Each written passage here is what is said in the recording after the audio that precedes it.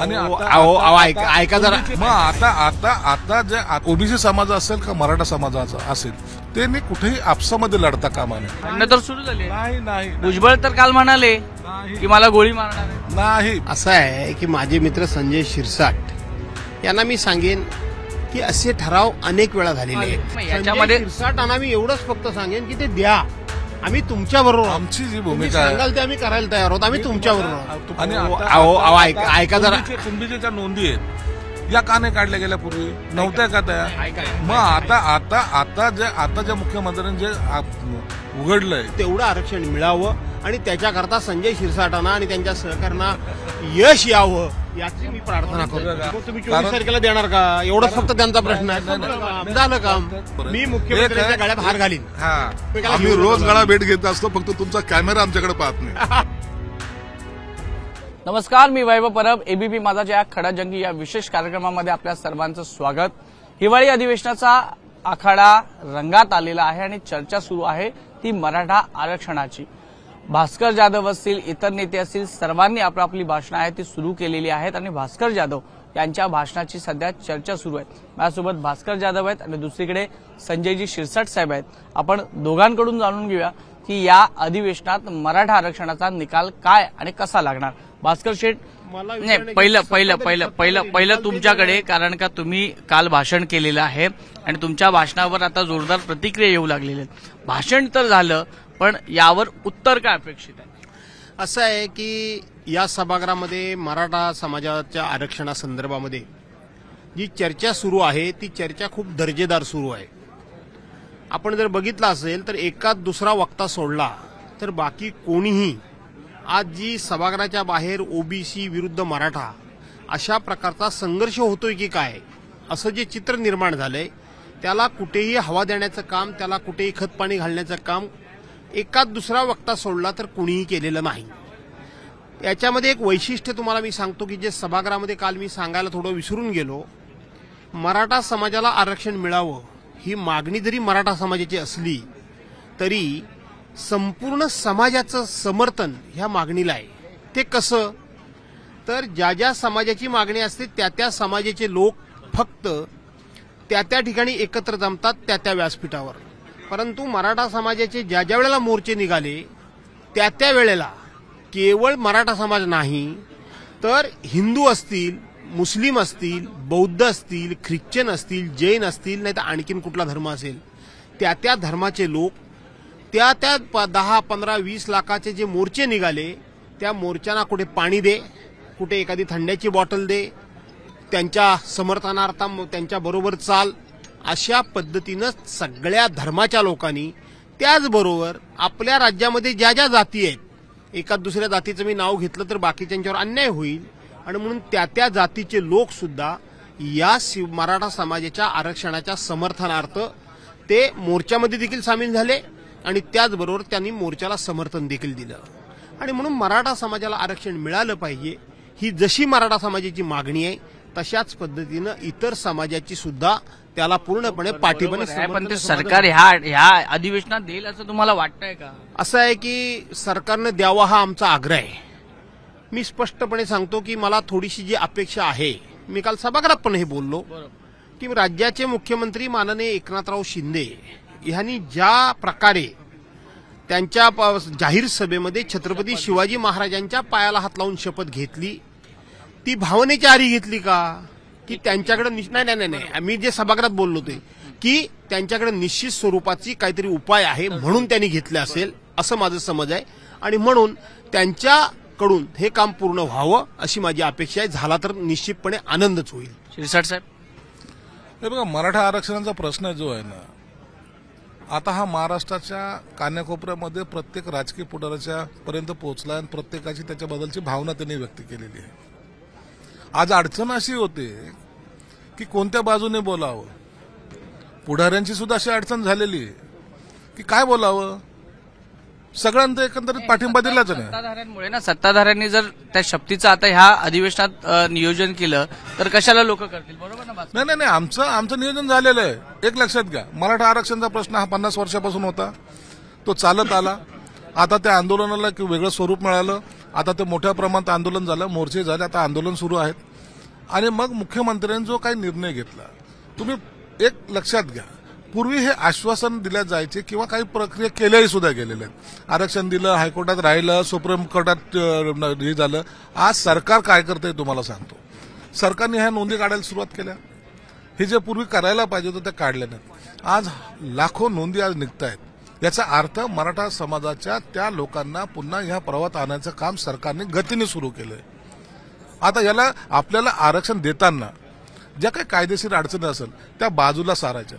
यासाठी मग कमिट्या असतील, यांच्या सगळ्या बैठका असतील, पण सरकार पॉझिटिव्ह आहे.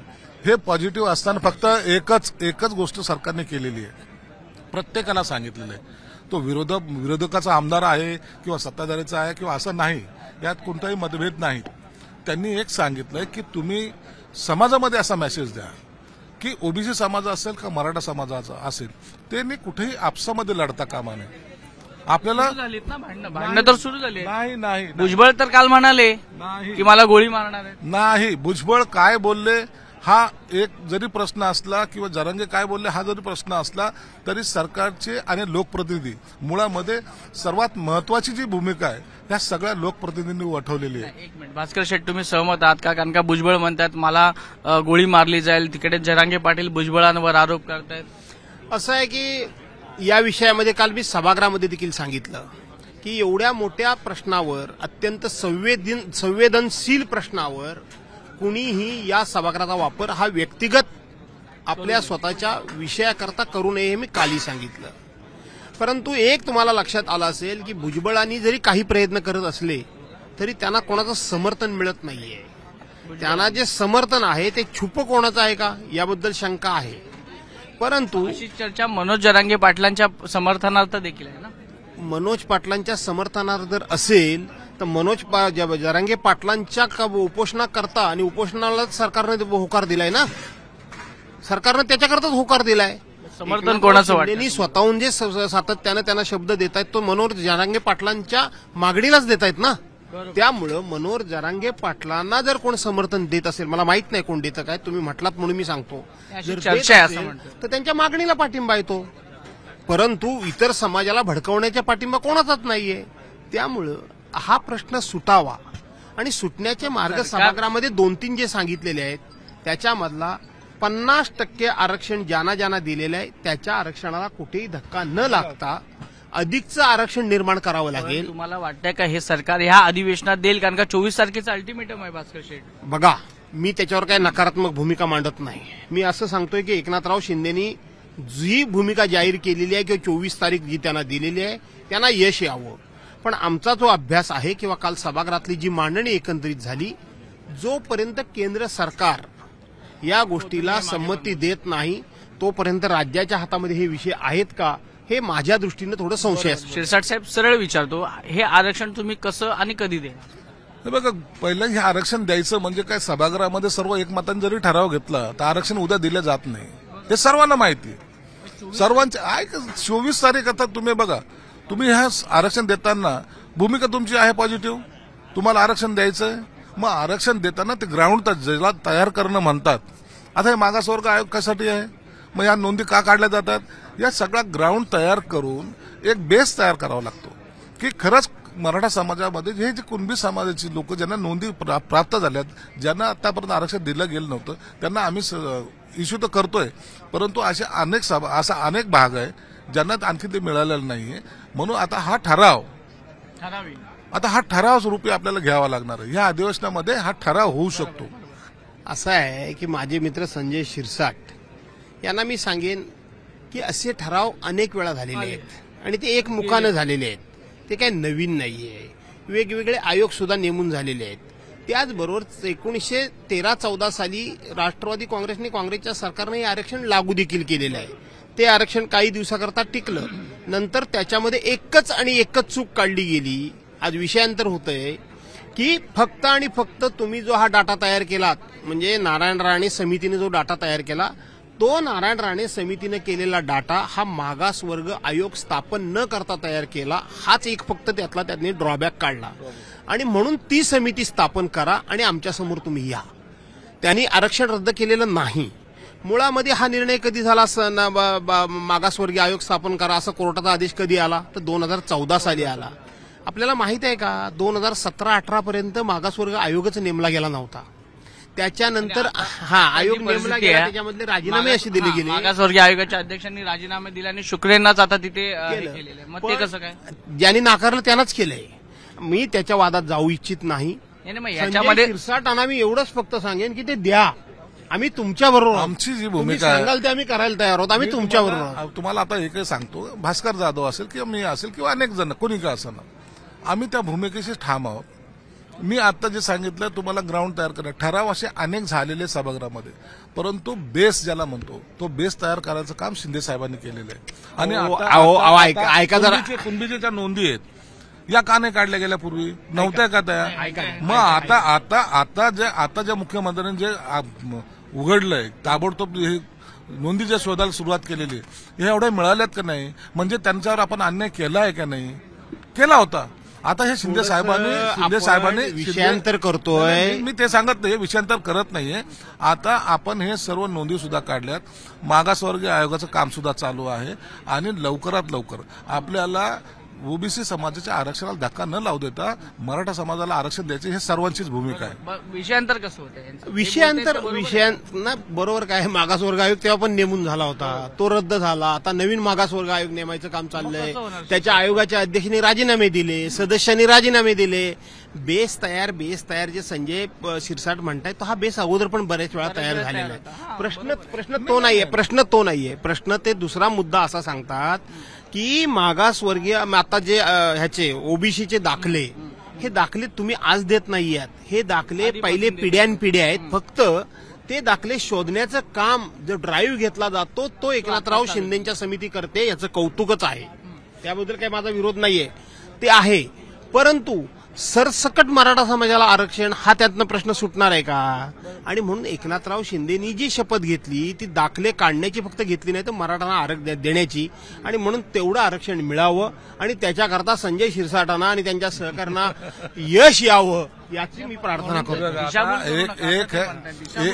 एक लक्षात घ्या, ह्या आरक्षण ह्या विषयाला आम्ही अत्यंत गांभीर्याने घेतोय आणि सर्वजण घेत आहे. मग तुम्ही 24 तारखेला देणार का? एवढाच फक्त त्यांचा प्रश्न आहे.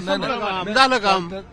म्हणजे मला आपला हारबीर घेऊन यायला मी सभागृहात सांगितले, पहिला हार घेऊन तुम्ही तर हार घेऊन यायला आणि दिलं तर का दिलं हे म्हणायला सुद्धा नाही, अजिबात तुमचं नाही. कसं माहिती का तुमच्या आमची भूमिका. एक लक्षात घ्या, तारीख हा त्याच्यात गळ्यात घालणार हा पण प्रश्न मुख्यमंत्र्यांच्या तो मी सभा नाही ते मला माहिती आहे. मला ते लक्षात आलं. ते शेवटी श्रेय कोणाला जातं ह्याची लढाई करू नका असं मी काल सभागृहात सांगितलंय. पण मी सभागृहातच सांगितलंय की मी मुख्यमंत्र्यांना हार घाली. तुम्हाला काय वाटतं त्यांनी अजितदादांच्या गळ्यात हार घालणं म्हणजे तुम्हाला काय गैर आहे का? तुम्हाला अपेक्षित आहे काय? तुम्हाला काय अपेक्षित? देवेंद्र फडणवीसच्या गळ्यात पाहिजे. अरे जाऊ दे ना, पण आम्ही सगळेजण मिळून काम करतोय. विरोधी पक्षाचे सर्व आमदार आमच्या बरोबर आहे. मी मुख्यमंत्र्यांच्या गळ्यात हार घालीन. हा, राज्याच्या मुख्यमंत्र्यांवर जास्त प्रेम असं तुम्हाला वाटत नाही? कारण का त्यांची अपेक्षा निश्चित आहेत, राज्याचे प्रमुख आहेत आणि ते सुद्धा त्यांनी काल सभागृहात सुद्धा हे कबूल केलं की मुख्यमंत्र्यांनी शपथ घेतलेली आहे आणि मुख्यमंत्री पॉझिटिव्ह काम पॉझिटिव्ह करतायत, त्यांना यश यावं अशा शुभेच्छा सुद्धा त्यांची मुख्यमंत्र्यांवर नाराजगी देखील आहे. भास्कर शेठ तुम्ही आताच पेपर दाखवला. नाही, तो विषय वेगळा, हा विषय वेगळा. त्या बाबतीत तुमची नाराजी आहे? नाही, तो विषय वेगळा. नाराजी अशी आहे की मी त्या माणसाला सहृदयी समजतो. तो माणूस हा लोकांना मदत करणार आहे हे मी ऐकून आहे. खरं सांगायला गेलं त्यांनी अनेकांचे अनुभव देखील आहेत. परंतु त्यांनी जे माझ्या मतदारसंघामध्ये अपघात घडल्यानंतर बाकीच्यांना मदत केली आणि मी ज्या मतदारसंघाचा लोकप्रतिनिधी आहे ती माणसं कोणाची, आणि म्हणून माझी नाराजी आहे ती माझी व्यक्तिगत काय. तुम्हाला वाटत नाही आमदार भास्कररावांचा जर असा प्रश्न असेल ना, निश्चित भास्करराव हे आमच्यापेक्षा सिनियर सदस्य आहेत, त्या सिनियर सदस्य, आणि चुकीने जर असं काही झालं असेल तर त्याबद्दल निश्चित त्या सीएम साहेबाला आम्ही सुद्धा भांडू. आम्ही भास्कररावाच्या खांद्याला खांदा लावून भांडू. सत्ताधारी पक्षाच्या आमदारांना भरघोस निधी मदत आणि भास्कर शेठ विरोधात असल्यामुळे अन्याय का तुमच्या? एक लक्षात घ्या, भास्करराव जे आहेत ना एक वेगळं व्यक्तिमत्व आहे. आम्ही त्यांना पक्षाचं म्हणून पाहत नाही. भास्कररावला शेतात काम करताना जेव्हा आम्ही पाहतो ना, आम्हालाही वाटतं की रे आमच्यातला माणूस काम करताना दिसतोय. आम्हाला जेव्हा सभागृहात तो बोलतो त्या टायमाला आम्ही तेही प्रशंसा करतो. भास्करराव बोलतोय तर बेस धरून बोलतो, कुणाची भाडबीड ठेवत नाही. त्याला त्या टायमाला त्याचा पक्षही दिसत नाही. त्या टायमाला त्याच्या बाकीच्या सगळ्या गोष्टी विसरून तो समाज हिताचा जे असेल तो बोलतो. त्या टायमाला आम्ही त्याची प्रशंसा करतो. विरोधाला विरोध करणं हा आमचा स्वभाव नाही. आम्हाला ते जमत भास्कर शेटवर अन्याय का हा प्रश्न नाही, माझ्यावर अन्याय कुठला आहे? आम्ही दूर करू, आम्ही मिळून दूर करू. या विशेष शोचं एक वैशिष्ट्य असं आहे की जाताना आपण एक गळा भेट घ्यायची आणि मगच जायचं. त्यामुळे आम्ही तिथंच उभे होतो दोघे एकमेकाला आम्ही घेऊन रोज होतो. गळा भेट घेत असतो, फक्त तुमचा कॅमेरा आमच्याकडे पाहत नाही. धन्यवाद आमच्याशी बातचीत केल्याबद्दल. कॅमेरा पर्सन दीपेश महाजनसह वैभव परब, एबीपी माझा, नागपूर.